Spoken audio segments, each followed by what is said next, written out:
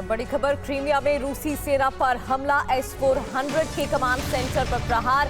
हमले में रूस के 2 रडार नष्ट कर दिए गए हैं। क्रीमिया में ये रूसी सेना पर अटैक हुआ है। S-400 की कमांड सेंटर पर प्रहार किया गया है। रूस के 2 रडार नष्ट।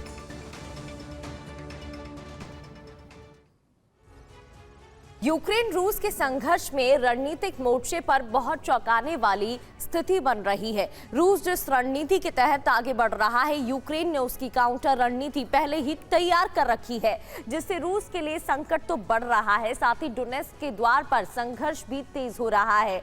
इस बार रूस रणनीतिक कदम उठा रहा है। विंटर वॉर में बढ़त के लिए ये किया जा रहा है, लेकिन ज़ेलेंस्की ने इस दाव को पलट दिया। कैसे, इस पोक्रोवस्क के मोर्चे पर रिपोर्ट देखिए।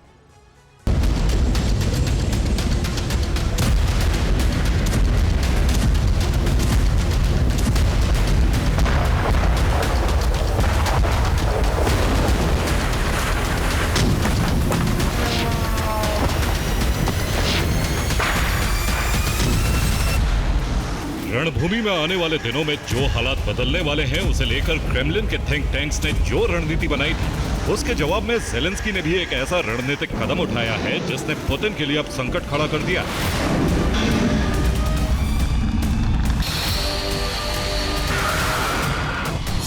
प्री स्नोफॉल मिशन, पोक्रोवस्क में रण।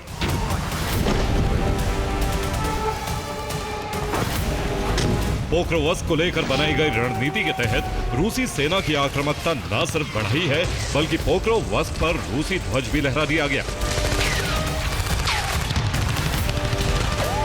यह एक तरह से पोक्रोवस्क पर रूस के नियंत्रण का संकेत। लेकिन यूक्रेन की रणनीति का खुलासा होते ही समझने में देर नहीं लगी कि यह यूक्रेन का एक ट्रैप है। रूसी सेना को फंसाने के लिए पहले यूक्रेनी सेना पोक्रोवस्क से पीछे हटी, और जैसे ही रूसी सेना ने पोक्रोवस्क में एंट्री की, वैसे ही यूक्रेनी सेना घेराव की रणनीति के तहत आगे बढ़ने लगी। घेराव डोनेत्स्क और डिप्रो की दिशा से, और यह इसलिए संभव हो पाया है क्योंकि रूसी थिंक टैंक्स से एक गलती हो गई। यह गलती थी पोक्रोवस्क के लिए गलत अनुमान लगाना। दरअसल पोक्रोवस्क शहर रणनीतिक रूप से इसलिए अहम है क्योंकि यह डोनेत्स्क का द्वार है। यही शहर डिप्रो से डोनेत्स्क के बीच जंक्शन का काम करता है। इसी शहर में यूक्रेनी सेना का लॉजिस्टिक्स सेंटर। इसी शहर से डोनेत्स्क में लड़ रही यूक्रेनी सेना को गोला बारूद और रसद की आपूर्ति होती।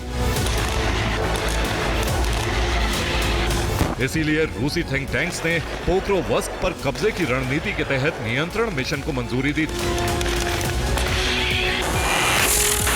रूसी सेना की बढ़ती आक्रामकता को देखते हुए यूक्रेनी सेना पीछे भी हटी, लेकिन यूक्रेनी सेना का कदम पीछे खींचना दरअसल एक सोची समझी रणनीति थी।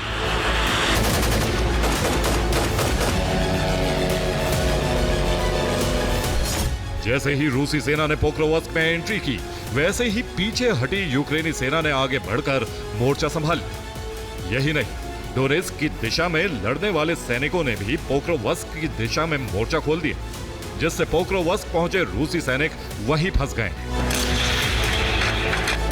और यूक्रेन की यह रणनीति कारगर इसलिए साबित हो रही है क्योंकि पोक्रोवस्क की दिशा में रूस ने बड़ी संख्या में सैनिक भेजे थे, जो अब घिर गए।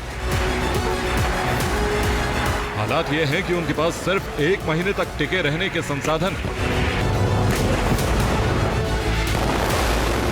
लेकिन गोला बारूद और रसद खत्म होने और बर्फबारी के बाद उनके पास सरेंडर के अलावा कोई दूसरा रास्ता नहीं बचेगा।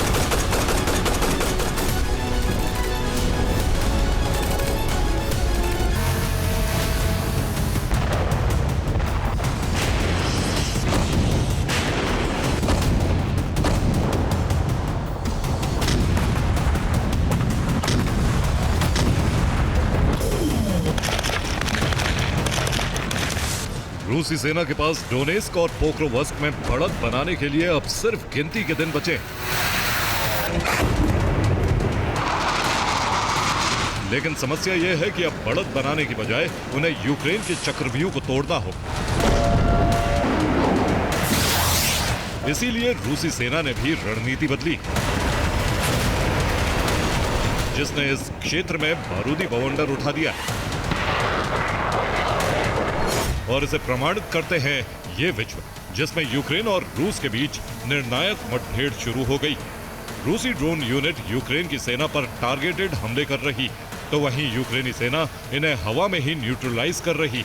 यही नहीं, रूसी सेना कुर्स्क की तरफ से घेराव करने वाले सैनिकों को भी टारगेट कर रही, तो वहीं यूक्रेनी सेना ने अपने गुप्त ठिकानों से रूसी सेना पर बमबारी शुरू कर दी।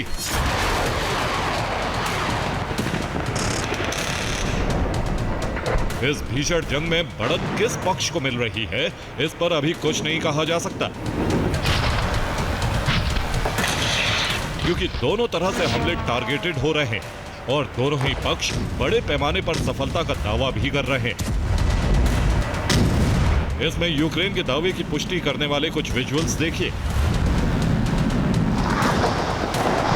ये वीडियो पोक्रोवस्क में यूक्रेन की रूसी सेना के खिलाफ कार्रवाई के, जिसमें यूक्रेन की फिनिक्स यूनिट ने रूसी सेना को पीछे हटने पर मजबूर कर दिया, तो वहीं अमेरिका M270 MLRS से रूसी हमले को विफल करने का दावा भी कर रहा है। तो दूसरी तरफ यूक्रेनी MiG-29 से डोनेस्क में रूसी सेना के ठिकानों पर हैमर बम से हमला किया जा रहा है।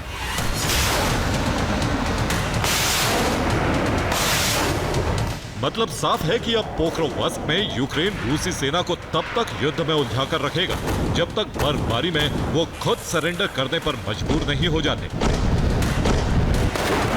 क्योंकि अब इन्हीं के बदले डोनेस्क पर नियंत्रण की डील का प्लान है,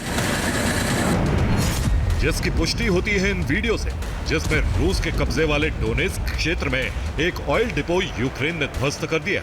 इससे भी आगे बढ़कर यूक्रेनी सेना ने एक ड्रोन से रूसी बिजली सब स्टेशनों को नष्ट कर दिया। सारातोव की तेल रिफाइनरी को भी डोनेस्क से यूक्रेन सेना ने लंबी दूरी के हमले कर दहला दिया। हालांकि जवाबी कार्रवाई रूसी ड्रोन यूनिट भी कर रही, लेकिन इसमें अब तक यूक्रेन को बड़ा नुकसान होने की खबर नहीं।